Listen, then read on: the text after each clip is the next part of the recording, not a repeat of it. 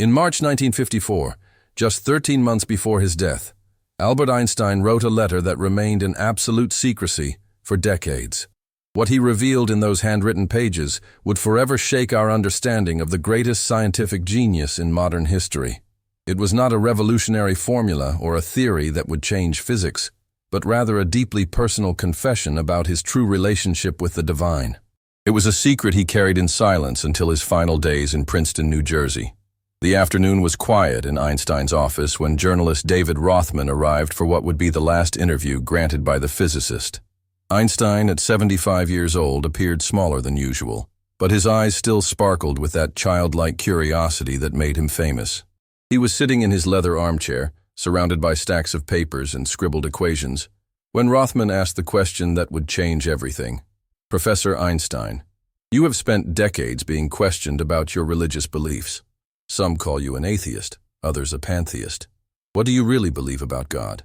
Einstein stopped playing with his pipe and looked out the window for a long moment, as if seeing something no one else could see.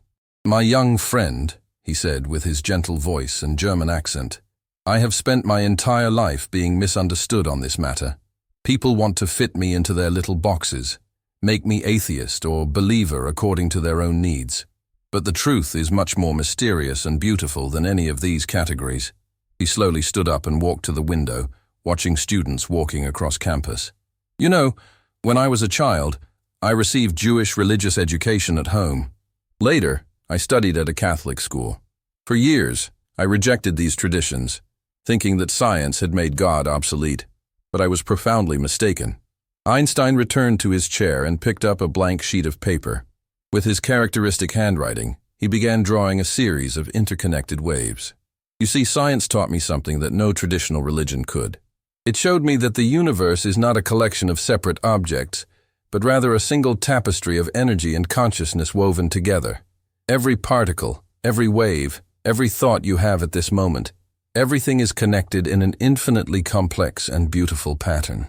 His eyes lit up as he spoke, as if he were discovering these truths for the first time.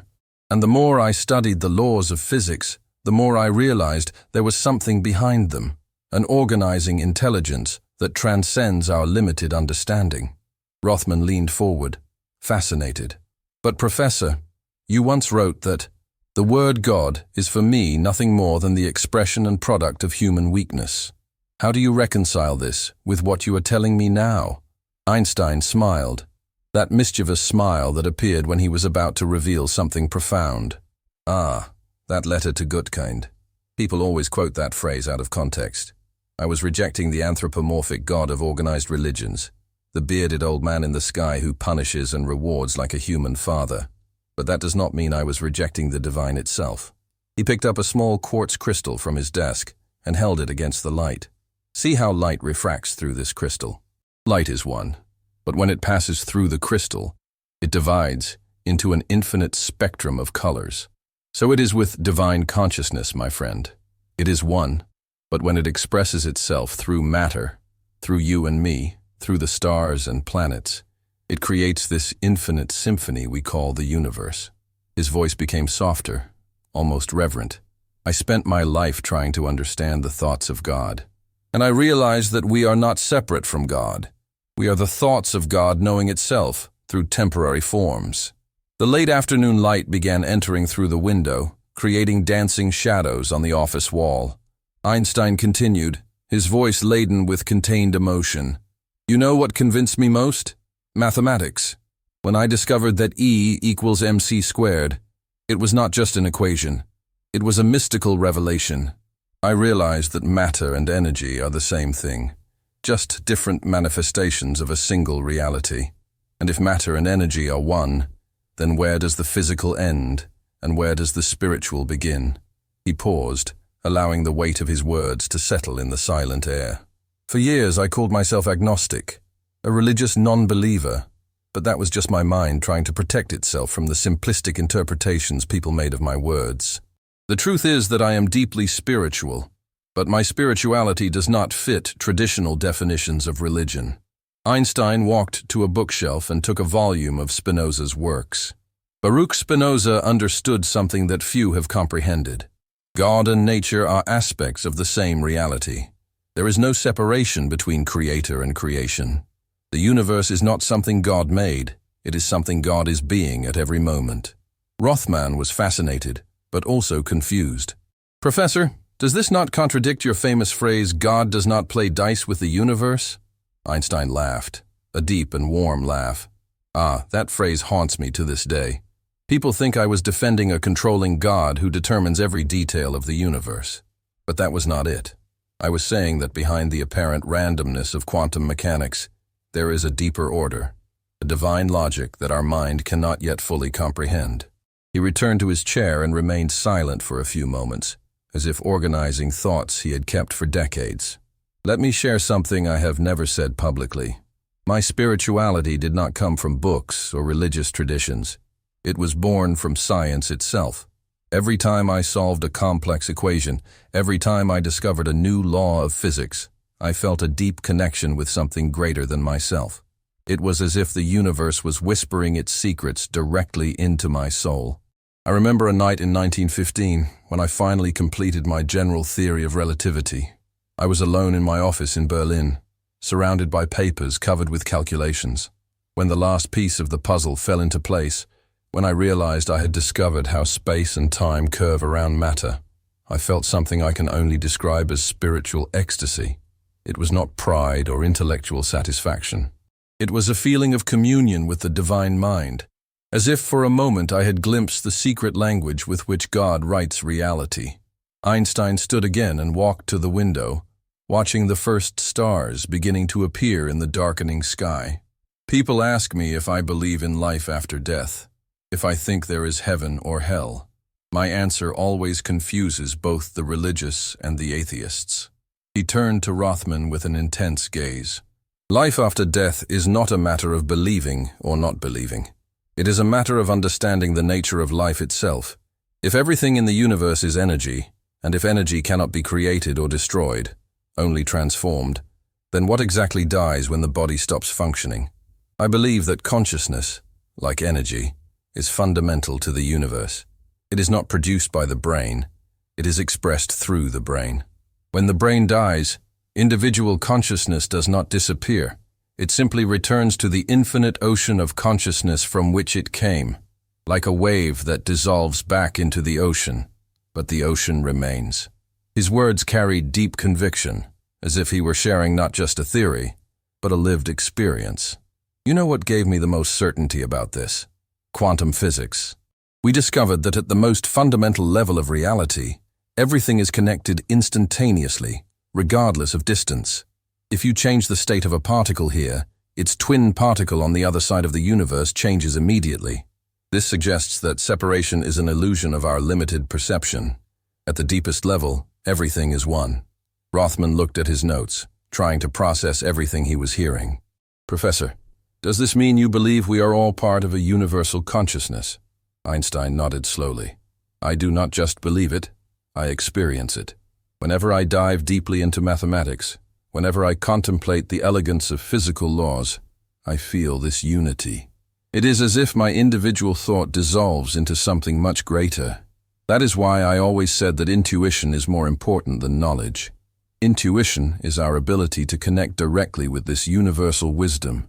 During my recent years, I have spent much time in silent meditation. Not the formal meditation of any specific tradition, but simply sitting in quietude and allowing my mind to quiet. In those moments, I am not Albert Einstein, the famous physicist. I am just pure consciousness, observing the infinite dance of creation. And in that quietude, I find answers that no equation could give me. Night had arrived completely, and the room was illuminated only by the soft light from Einstein's desk. He seemed smaller in the armchair, but his presence was immense, as if his words had expanded the very walls of the office.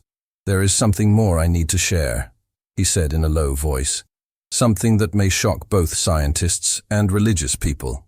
I believe that the next great revolution in science will not come from new discoveries about matter or energy, but from an understanding of consciousness as a fundamental force of the universe.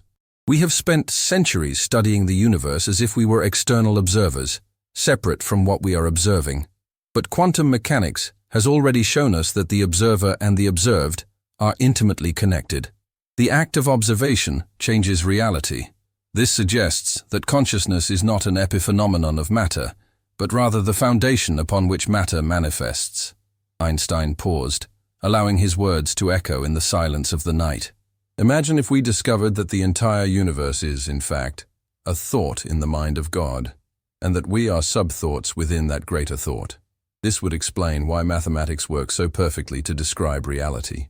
Because mathematics is the language of divine thought, and we, being part of that mind, naturally resonate with this language when we use it correctly. Rothman was almost speechless. "Professor, this completely changes our understanding of who we are and what our purpose is here." Einstein smiled, that wise smile of someone who had spent decades contemplating these mysteries. "Exactly. If we are all expressions of the same divine consciousness, then our separation is illusory. The suffering we feel when we see others suffering is not just empathy. It is the unconscious recognition that we are seeing a part of ourselves in pain. And the joy we feel when contemplating the beauty of the universe is God rejoicing in Himself through our eyes. I believe this is the next step in human evolution, not just biological or technological evolution, but the evolution of consciousness. When enough people awaken to this understanding, when we realize we are all facets of the same infinite jewel, then we will see the end of war, hatred, environmental destruction, because no one consciously hurts themselves. The clock on the wall marked almost midnight when Einstein finally stood up to say goodbye. "My young friend, I have shared with you today my greatest secret. Not the secret of a new theory or discovery, but the secret of a life lived in conscious communion with the divine.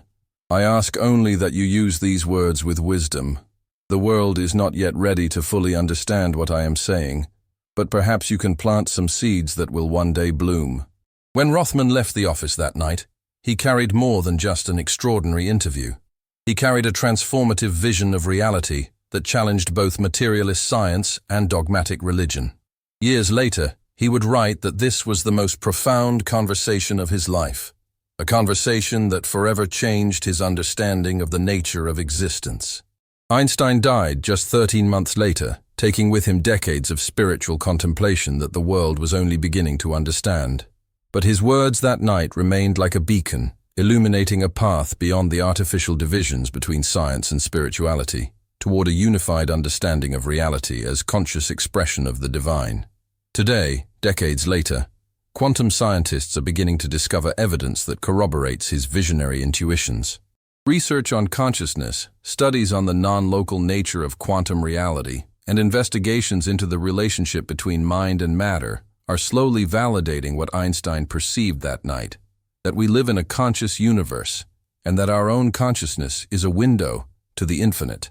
If this story touched you, if you felt a resonance with these profound truths, share this knowledge. Comment your own experiences of connection with the divine. Subscribe for more revelations that challenge our limited understanding of reality. Because just as Einstein discovered, sometimes the greatest truths are not in laboratories or sacred books, but in the sacred silence of a mind open to the infinite mystery of existence. Science and spirituality are not enemies. They are two faces of the same coin, two ways of exploring the same sacred territory, the infinite mind of God expressing itself through the eternal dance of creation.